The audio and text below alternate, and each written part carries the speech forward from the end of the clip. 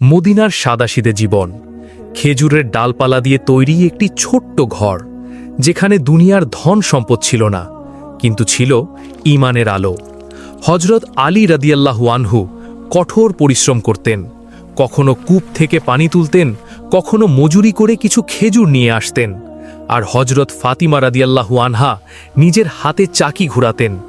আটা পিষতে পিষতে হাতের তালুতে ফোসকা পড়ে যেত, ধোঁয়ায় কাপড় ভরে যেত, কিন্তু ঠোঁটে কোনো অভিযোগ ছিল না।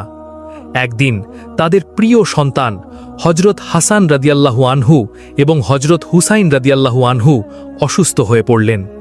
মায়ের হৃদয় কেঁপে উঠল। তারা মান্যত করলেন, হে আল্লাহ, আমাদের সন্তানদের যদি শিফা দান করেন তবে আমরা 3 দিন রোজা রাখব। আল্লাহ শিফা দান করলেন। এবার ওয়াদা পূরণের সময়। প্রথম সন্ধ্যা, ঘরে ছিল শুধু কয়েকটি জবের রুটি।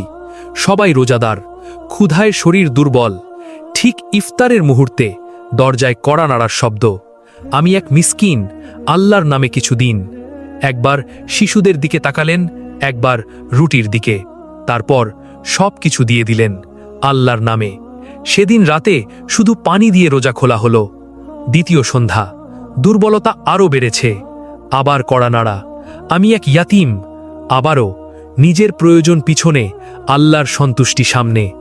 তৃতীয় সন্ধ্যা, মুখ ফ্যাকাশে, চোখে ক্লান্তি, কিন্তু বিশ্বাস অটুট। আবার কড়া নাড়া। আমি এক বন্দী। তৃতীয়বারও পুরো খাবার দিয়ে দিলেন। 3 দিনের ক্ষুধা, কিন্তু অন্তরে কোনো আফসোস নেই, কারণ তারা জানতেন আল্লাহ দেখছেন। তাদের এই আমল এত উচ্চ মর্যাদার ছিল যে আল্লাহ তাদের দানশীলতাকে চিরস্মরণীয় করে দিলেন। তারা বলতেন, আমরা তোমাদের খাওয়াই শুধু আল্লাহর সন্তুষ্টির জন্য, কোনো প্রতিদান চাই না, কোনো কৃতজ্ঞতাও না।